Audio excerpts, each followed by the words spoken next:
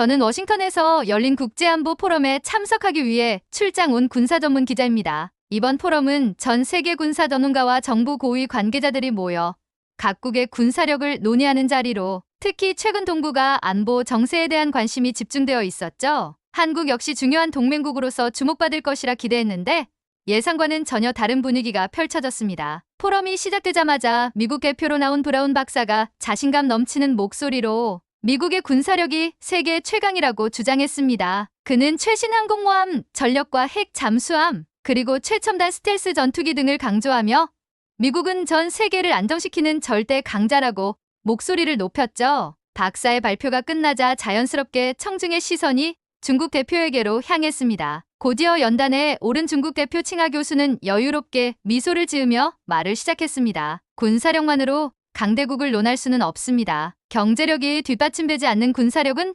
모래성에 불과하죠. 그는 중국의 경제력과 군사력이 결합되어 아시아에서 가장 강력한 힘을 발휘하고 있다고 주장했습니다. 중국은 더 이상 미국의 군사적 압력에 흔들리지 않습니다. 칭하 교수의 강경 발언에 청중들 사이에서 웅성거림이 일었죠. 일본 대표 타카하시 교수도 가만히 있지 않았습니다. 그는 미국과의 긴밀한 군사 동맹을 강조하며 일본은 경제력과 기술력, 그리고 미국과의 안보 협력으로 아시아의 평화를 지키고 있다고 말했습니다. 특히 일본의 자위대 전력과 해상방어 능력을 부각하며 중국을 견제하려는 의도를 숨기지 않았죠. 그런데 이 모든 논의 속에서 한국은 마치 투명인간처럼 취급되고 있었습니다. 사회자 저스틴 스콧은 이 점을 의식했는지 한국의 군사력에 대한 의견도 들어봐야 하지 않겠습니까? 라고 조심스럽게 물었지만 미국과 중국, 일본 대표는 서로 눈치를 볼 뿐 아무도 대답하지 않았습니다. 포럼 분위기는 어느새 한국이 논외로 취급되는 묘한 상황으로 흘러갔죠. 그때였습니다. 한 인물이 천천히 연단으로 걸어 나왔습니다. 등 뒤로 빛이 비추며 등장한 그는 바로 전 미군 장성인 리처드 밀러였습니다. 밀러 장군은 강단에 서자마자 청중들을 둘러보며 차분한 목소리로 말을 꺼냈습니다. 군사력은 단순한 숫자가 아니라 실전 능력과 현장 대응력이 핵심입니다. 밀러 장군은 곧바로 한국을 군사 강국으로 평가하며 한국은 단순한 동맹국이 아니라 동북아의 군사 중심지라고 단언했습니다. 그 한마디에 포럼장 분위기는 순식간에 바뀌었습니다. 밀러 장군의 강단 있는 발언에 미국, 중국, 일본 대표들은 당황한 표정을 감추지 못했습니다. 특히 칭하 교수는 한국이 왜 군사 강국으로 평가되는지 의아하다는 표정을 지으며 주변 사람들에게 속삭였습니다. 그런 가운데 밀러 장군은 한국 군사력의 실체를 구체적으로 설명하기 시작했습니다. 이제야 비로소 한국에 대한 진지한 평가가 시작된 것 같아 저 역시 기대감이 차올랐습니다. 밀러 장군의 다음 발언이 궁금해 숨을 죽인 채 경청했습니다. 지금부터 한국이 왜 군사 강국인지 수치와 실전 사례로 증명해보겠습니다. 그의 선언에 포럼장은 다시 조용해졌고 사람들은 하나같이 집중하는 모습이었습니다. 그 순간 저는 깨달았습니다. 이곳에서 한국의 진짜 힘이 드러날 시간이 왔다는 것을요. 밀러 장군은 잠시 숨을 고르며 연단을 굳건히 지켰습니다. 그는 청중들의 이목이 자신에게 쏠린 것을 확인하곤 차분하고 힘있는 목소리로 말을 이었습니다. 여러분, 실전에서 중요한 것은 단순한 장비의 수량이 아닙니다. 전력의 실효성과 전술적 응용력이 핵심이죠. 그의 첫마디는 너무도 당연하지만 동시에 가장 본질을 꿰뚫는 말이었습니다. 다시 한번 밀러 장군은 한국의 군사력을 언급했습니다. 한국은 단지 미국의 동맹국이 아닙니다. 한국은 동북아시아에서 가장 강력한 실전 능력을 갖춘 군사 중심지입니다. 그의 목소리엔 확신이 가득 차 있었습니다. 밀러 장군은 한국의 전력에 대해 구체적인 데이터를 하나씩 제시하기 시작했습니다. 현재 한독군의 병력 규모는 약 50만 명입니다. 예비군까지 포함하면 약 300만 명에 달하죠. 이는 단순한 수치가 아니라 즉각 동원 가능한 전투력을 의미합니다. 그는 이어 한국 육군의 핵심 전력인 K 전차를 언급했습니다. K 전차는 세계 최상급 전차로 평가받고 있으며 한국은 약 2,600대를 보유하고 있습니다. 이는 일본보다 3배 이상 많은 수치입니다. 청중들 사이에서 탄성이 흘러나왔습니다. 일본 대표 타카하시 교수는 표정이 굳어졌고 중국 대표 칭하 교수 역시 곤란한 듯 미간을 찌푸렸죠. 밀러 장군은 이에 아랑곳하지 않고 계속해서 한국 군사력을 나열했습니다. 또한 K9 자주포는 실전에서 가장 신뢰할 수 있는 화력 지원 장비입니다. 한국은 이 자주포를 100문 이상 보유하고 있으며 그 성능은 이미 여러 차례 실전에서 입증되었습니다. 공군 전력 또한 압도적입니다. F-35 스텔스 전투기를 포함해 약 800대의 항공 전력을 갖추고 있으며 해군은 세종대왕급 이지스 구축함과 최신형 잠수함을 운용 중입니다. 밀러 장군이 하나하나 실체를 언급할 때마다 청중들은 놀라움을 감추지 못했습니다. 특히 한국 군사력을 무시하던 전문가들 사이에서 웅성거림이 일기 시작했습니다. 그럴 리가 없다. 왜 한국에 대해 잘 몰랐지? 라는 반응들이 이어졌죠. 그 순간 저는 강단에 서 있는 밀러 장군의 얼굴을 유심히 살폈습니다. 그는 흔들림 없이 자신감 있게 말을 이어갔습니다. 여러분, 단지 전력 규모나 장비의 숫자가 중요한 것이 아닙니다. 가장 중요한 것은 그 전력이 실전에서 어떻게 작동하느냐입니다. 한국은 이를 증명해낸 국가입니다. 잠시 침묵이 흘렀습니다. 포럼장이 무겁게 가라앉은 듯한 분위기 속에서 밀러 장군은 마지막으로 한마디를 덧붙였습니다. 한국의 군사력은 단지 방어만을 위한 것이 아닙니다. 언제든지 필요할 때 즉각 대응할 수 있는 실전 능력 중심의 군사력입니다. 그 말에 몇몇 전문가들은 고개를 끄덕였습니다. 미국 대표 브라운 박사조차도 밀러 장군의 설명에 더 이상 반박하지 못하는 듯했습니다. 하지만 중국 대표 칭하 교수는 잠시 말을 멈추고 무언가를 고민하는 표정이었습니다. 아마도 밀러 장군의 발언이 앞으로의 논의 흐름을 바꾸리라는 것을 직감한 듯했습니다. 밀러 장군의 발언이 끝나자 저 역시 마음속에서 묘한 자부심이 피어올랐습니다. 한국의 군사력이 그저 주변국들에 비해 뒤처지는 존재가 아니라는 사실을 이렇게 명쾌하게 설명해주다니요. 저뿐만 아니라 포럼장 곳곳에서 한국에 대한 인식이 바뀌는 순간을 느낄 수 있었습니다. 그리고 그때 사회자 저스틴 스콧이 잠시 말을 멈춘 후 천천히 발언을 이어갔습니다. 한국의 군사력이 이렇게까지 체계적이고 강력하다는 점 오늘 처음 알게 된 분들이 많으실 겁니다. 그의 말에 포럼장의 분위기는 묘하게 술렁거렸습니다. 밀러 장군은 여전히 여유로운 표정으로 연단을 지켰습니다. 저도 그리고 많은 청중도 이제는 밀러 장군이 더 무슨 이야기를 할지 궁금해하며 기다리고 있었습니다. 이번 포럼이 어떻게 마무리될지 그리고 한국의 군사력이 또 어떤 평가를 받게 될지 예측할 수 없는 순간이었습니다. 밀러 장군의 발언 이후 포럼장은 잠시 침묵에 휩싸였습니다. 저도 여전히 놀란 상태로 메모를 정리하며 그가 이어갈 말을 기다렸습니다. 밀러 장군은 잠시 숨을 고르고 나서 더욱 구체적이고 강력한 주장을 펼치기 시작했습니다. 제가 오늘 이 자리에서 밝히고자 하는 것은 단지 수치상의 우월함이 아닙니다. 한국의 군사력은 실전 경험과 준비 태세 면에서 타의 추종을 불허합니다. 그는 이어 한국이 최근 수년간 진행해 온 다양한 실전 훈련과 전술개혁 사례를 하나씩 제시했습니다. 한국군은 매년 대규모 한미연합훈련을 통해 전쟁 억제와 방어 능력을 실질적으로 점검하고 있습니다. 최근 진행된 을지 자유의 방패 훈련에서는 실시간 전장 시뮬레이션을 통해 북한의 핵미사일 위협에 대응하는 방어 체계를 점검했습니다. 밀러 장군의 설명이 끝나자 포럼장 여기저기서 고개를 끄덕이는 모습이 보였습니다. 미국 브라운 박사도 자신의 노트에 무언가를 적으며 심각한 표정을 짓고 있었죠. 또한 여러분이 간과하고 있는 사실이 있습니다. 한국군은 동북아 지역에서 가장 고도화된 기술을 접목한 군사 시스템을 보유하고 있습니다. K 전차와 K9 자주포뿐만 아니라 LSAM과 같은 차세대 미사일 방어 시스템을 통해 다층 방어망을 구축하고 있습니다. 이 부분에서 일본 대표 타카하시 교수의 얼굴이 굳어졌습니다. 그는 서둘러 자신의 노트북을 열어 K 전차와 LSAM 관련 자료를 검색하는 모습이었습니다. 밀러 장군은 미소를 지으며 말을 이어갔습니다. 특히 K 전차는 독일제 전차를 능가하는 기동성과 화력을 갖추고 있습니다. K9 자주포는 해외에서도 선호하는 모델로 폴란드와 핀란드, 인도 등 여러 국가에서 대량 도입하고 있습니다. 그 말에 일부 청중들이 수군거리기 시작했습니다. 그게 사실인가?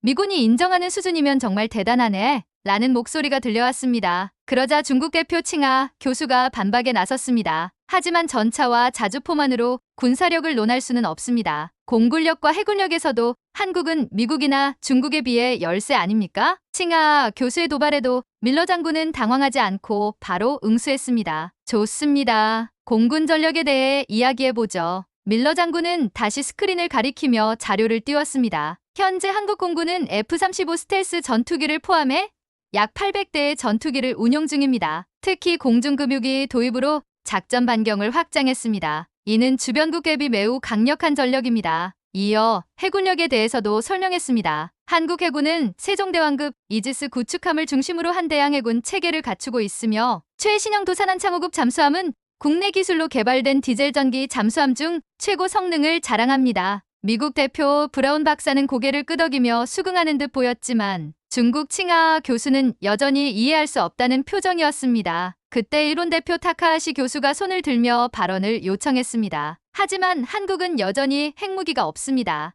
핵전력 없이 어떻게 지역 안보 균형을 맞출 수 있다는 말입니까? 그 순간 포럼장의 공기가 일순간 무거워졌습니다. 핵 문제는 언제나 민감한 주제였기 때문이죠. 밀러 장군은 잠시 침묵하다 이내 단호하게 입을 열었습니다. 핵무기가 전부는 아닙니다. 하지만 한국은 원자력 기술과 고순도 우라늄 가공 능력을 갖추고 있습니다. 필요하다면 단기간 내에 핵무기 생산이 가능한 국가입니다. 청중들 사이에서 긴장감이 감돌았습니다. 일본 대표는 당혹스러운 표정으로 주변을 둘러보았고 중국 대표도 눈을 크게 뜨고 믿을 수 없다는 듯 고개를 저었습니다. 밀러 장군은 그들의 반응을 보며 마지막으로 한마디를 덧붙였습니다. 한국은 핵무기를 보유하지 않았을 뿐 그 잠재력을 무시할 수는 없습니다. 중요한 것은 이러한 기술을 평화적 목적에 사용하고 있다는 점입니다. 이 한마디에 포럼장은 다시금 숙연해졌습니다. 밀러 장군의 발언은 단순한 수치를 넘어서 한국의 전략적 위치와 책임감을 강조한 것이었죠. 저는 그 순간 한국이라는 나라의 깊이를 다시 한번 깨달았습니다. 단지 군사력뿐만 아니라 기술적 가능성과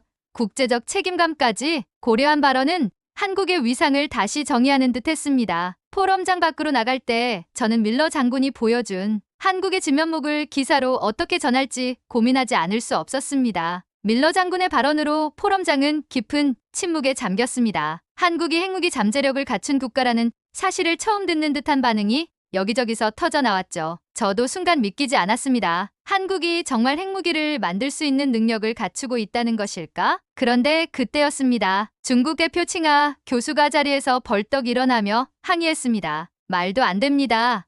한국이 핵무기 개발 능력을 가지고 있다고요? 이는 동북아의 군사 균형을 무너뜨릴 위험한 발언입니다. 칭하 교수의 강한 어조에 포럼장 분위기는 급격히 긴장감으로 가득 찼습니다. 일본 대표 타카하시 교수도 고개를 끄덕이며 맞장구를 쳤죠. 그렇습니다. 한국이 핵 능력을 갖춘다면 이는 매우 심각한 문제입니다. 미국이 이를 묵과할 수 있겠습니까? 밀러 장군은 이들의 반발에도 전혀 동요하지 않았습니다. 오히려 더 침착한 목소리로 상황을 정리하려 했습니다. 칭하 교수님, 타카하시 교수님, 먼저 제가 명확히 짚고 넘어가겠습니다. 한국은 비핵화 원칙을 고수하고 있습니다. 제가 강조한 것은 한국이 단지 기술적으로 핵무기 개발 능력을 보유하고 있다는 점입니다. 핵을 보유하지 않았다는 사실이 한국의 평화적 입장을 반증하는 것 아닙니까? 그의 반문에 중국과 일본 대표들은 말을 잇지 못했습니다. 그러자 밀러 장군은 조금 더 나아가 한국의 전략적 위치를 강조했습니다. 여러분이 놓치고 있는 중요한 사실이 있습니다. 한국은 단지 군사력만 강한 국가가 아닙니다. 전쟁 억지력과 방어 전략을 동시에 구축하며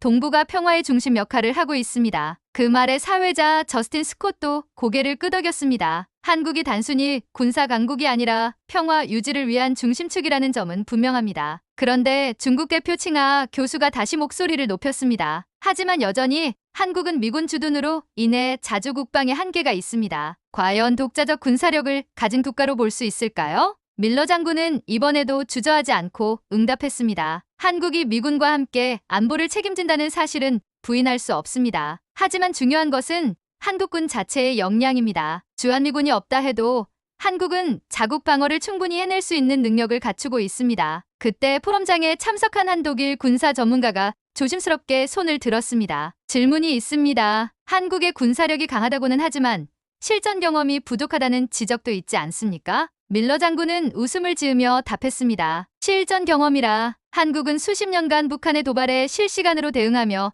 세계에서 가장 복잡한 안보 환경에 노출되어 있습니다. 실전 경험이 부족하다는 건 오해입니다. 북한과의 군사적 대치 상황은 이미 수많은 실전 대비 훈련을 의미합니다. 이 발언에 독일 전문가도 고개를 끄덕였고 청중들 사이에서도 수긍하는 분위기가 감돌았습니다. 밀러 장군은 이어 한국의 대응 체계를 강조했습니다. 한국은 대규모 군사훈련뿐만 아니라 전자전과 사이버 방어 능력에서도 타의 추종을 불허합니다. 단지 전통적 군사력뿐만 아니라 첨단 기술 기반의 안보 전략을 구축한 국가입니다. 그러자 미국 대표 브라운 박사가 나섰습니다. 밀러 장군의 발언에 전적으로 동의합니다. 한국은 동맹국으로서의 역할뿐 아니라 독립적 군사력 면에서도 매우 중요한 위치를 차지하고 있습니다. 한미 동맹은 결코 일방적 의존 관계가 아닙니다. 브라운 박사의 지지 발언에 일본 대표 타카하시는 안색이 어두워졌고 중국 대표 칭하 교수도 더 이상 반박하지 못한 채 고개를 돌렸습니다. 그때였습니다. 사회자 저스틴 스콧이 마이크를 잡고 발표했습니다. 오늘 포럼을 통해 명확해진 사실이 있습니다. 한국은 단지 미국의 동맹국이 아니라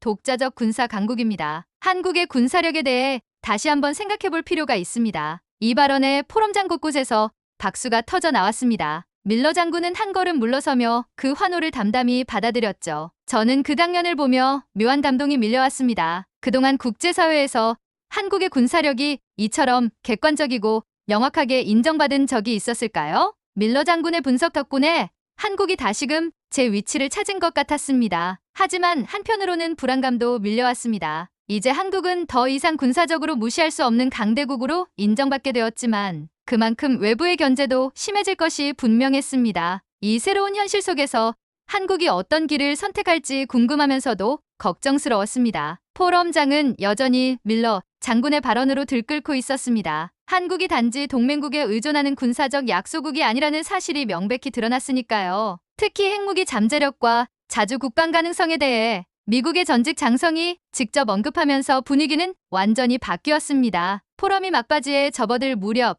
사회자 저스틴 스콧이 다시 마이크를 잡았습니다. 오늘 포럼을 통해 한국 군사력에 대한 새로운 시각을 얻게 되었습니다. 한국은 단지 미군 주둔에 의존하는 국가가 아니라 실질적 전투 능력과 방어 체계를 모두 갖춘 강대국입니다. 밀러 장군의 분석 덕분에 그 사실을 명확히 알게 되었습니다. 저 역시 한국 군사력을 취재할 때마다 느꼈던 의문들이 속 시원하게 풀리는 듯했습니다. 그동안 해외에서는 왜 이렇게 한국을 과소평가했던 걸까요? 밀러 장군의 한마디 한마디는 단순한 주장에 그치지 않았습니다. 객관적 수치와 실전 사례로 뒷받침되었기에 더욱 설득력이 있었습니다. 그러나 여전히 한쪽에서는 불만 섞인 목소리도 들렸습니다. 중국 대표 칭하 교수는 불편한 얼굴로 자리에서 일어났습니다. 하지만 한국이 이렇게 강력하다면 동북아 군사 균형이 흔들리는 것 아닙니까? 주변국의 불안이 커질 수밖에 없습니다. 그의 질문에 포럼장의 공기가 다시 무거워졌습니다. 한국의 군사력이 인정받는 만큼 외교적 부담도 커질 것이 분명했습니다. 그때 밀러 장군이 다시 발언권을 요청했습니다. 그는 앞으로 나와 천천히 청중을 바라보며 입을 열었습니다.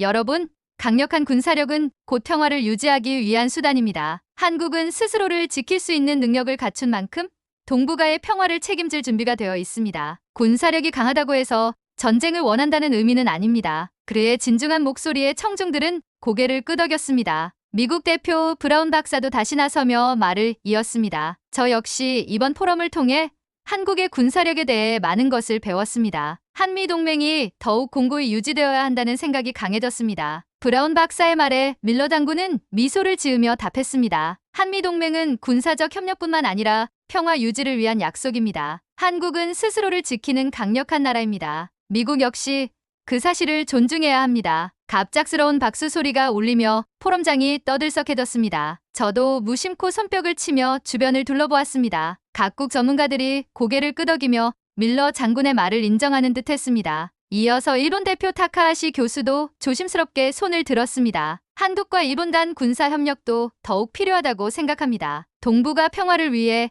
한국의 역할을 존중해야 한다는 점 공감합니다. 칭하 교수도 마지못해 고개를 끄덕였습니다. 한국의 군사력이 이렇게 발전했을 줄은 몰랐습니다. 오늘 많이 배웠습니다. 그제야 포럼장의 긴장이 풀리며 자연스러운 대화가 이어졌습니다. 밀러 장군은 마지막으로 사회자를 향해 인사를 전했습니다. 이번 포럼에서 중요한 사실 하나를 다시 확인했습니다. 군사력은 단순한 숫자가 아니라 국가의 의지와 준비 태세에서 나온다는 점입니다. 한국은 이제 강력한 동북아의 중심이자 평화 수호자입니다. 포럼이 종료된 후 사람들은 삼삼오오 모여 한국의 군사력에 대해 이야기를 나눴습니다. 저도 다른 기자들과 함께 취재 내용을 정리하며 감정을 가다듬었습니다. 한국은 작은 나라가 아니다. 밀러 장군이 남긴 이 한마디는 단순한 슬로건이 아닌 현실이 되었습니다. 그동안 자칫 무시되었던 한국의 군사력이 이제는 명백히 인정받는 현실이 되었음을 실감했습니다. 귀국길에 오르며 저는 포럼장에서 느꼈던 자부심을 떠올렸습니다. 한국이 이렇게 강하고